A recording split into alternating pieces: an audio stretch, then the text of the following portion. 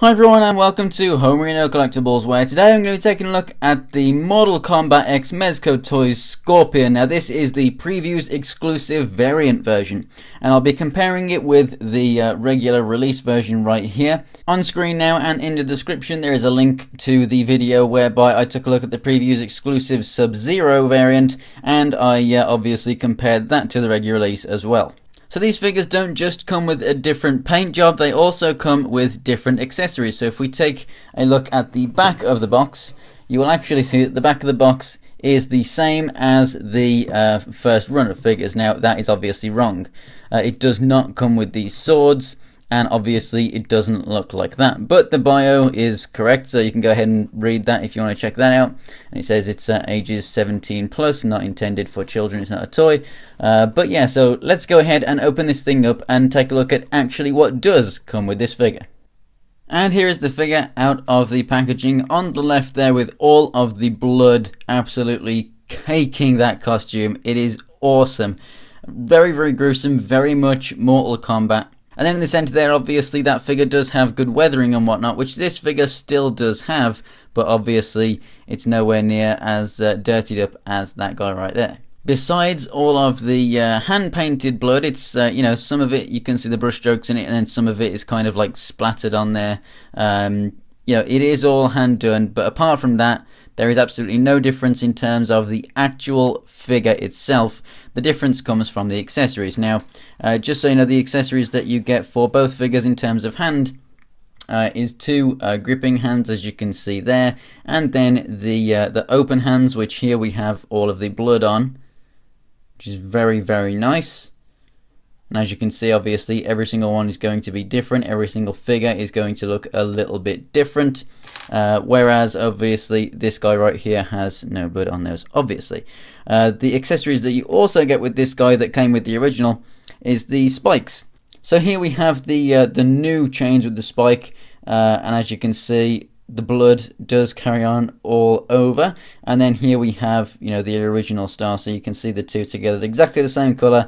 It's just the new one has some blood on it. So what I might do is actually just swap that one out on display and just put the blood one on there, just to make it look a little bit cooler, and have this guy displayed as he is with the skull that's in his hand. So that is the other accessory that he comes with. The original came with two of these swords, which you don't get with the new one. They have been replaced with this skull right here, which you can get him to hold. It has a little handle on there, as you can see, but it's basically a little orange translucent skull, which is really nicely done. It's really, really cool.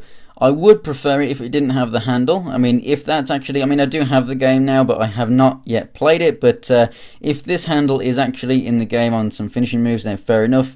But I would prefer it if he just, like, you know, if you're going to rip someone's skull off or like burn him or whatever, I'd prefer it if it had a peg and you could literally just put it in his hand and he could just hold it with the massive skull there, maybe some flames coming off it. I would have preferred that, but having the handle on there is, well, it's okay. But we have a nice hot skull right there.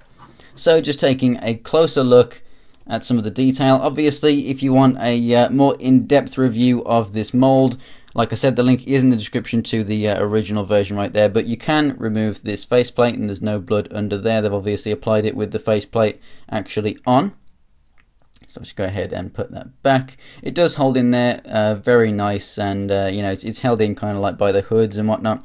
But the blood goes, as you can see, you have these hand-painted bits, and then you've got all these speckles sprayed on there. But it's not just on the front, it's on the back as well. It completely covers this guy. As you can see, it's saturating his outfit.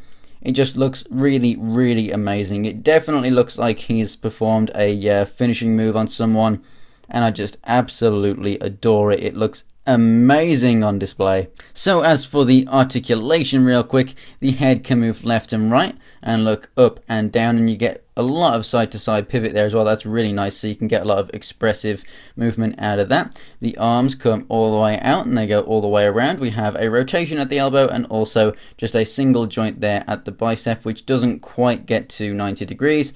The hands rotate and they also go in and out, and obviously they are interchangeable.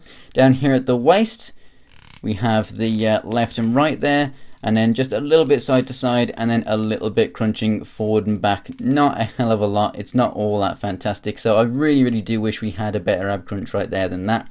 But the legs go all the way out to the sides, which is very nice for some nice wide kicks.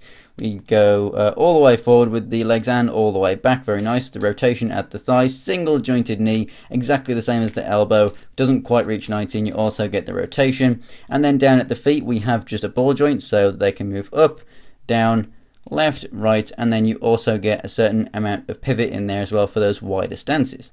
However, one unique feature that I do really like with it is obviously this hook now. You can just hang the skull on that hook and you can kind of carry it around. So that's one thing that you can do with it, that really that hook was kind of redundant on the other figure, I guess. So yeah, it's pretty cool. Like I said, I definitely do recommend both of these figures. They look absolutely fantastic, but I also recommend the originals. I think that if you like one set of them, you're also going to like these as well. Get them whilst you can. They are exclusives. They're only going to go up in price, so definitely if you can find them at a good price, go ahead and pick them up. I actually got mine for cheaper than I got those first two there. So thanks for watching, guys. If you enjoyed the video, go ahead and give it a like. Like I said, the links will be in the description for the other two versions of these figures, and also for that Sub-Zero right there and Raiden from the first wave. If you want to check out more pictures of these guys, which I will actually be taking quite a lot of pictures of, more specifically Scorpion fighting other like Marvel Legends and stuff as time goes on. But yeah, if you want to check out more pictures of anything else from my collection, including things upcoming for future reviews, then go ahead and follow me on Instagram. It's Homerino123, and the link is in the description below, where you'll also find links to my Twitter and Twitch. For more Mortal Kombat X figures, go ahead and subscribe. Thanks for watching, guys, and I'll see you next time.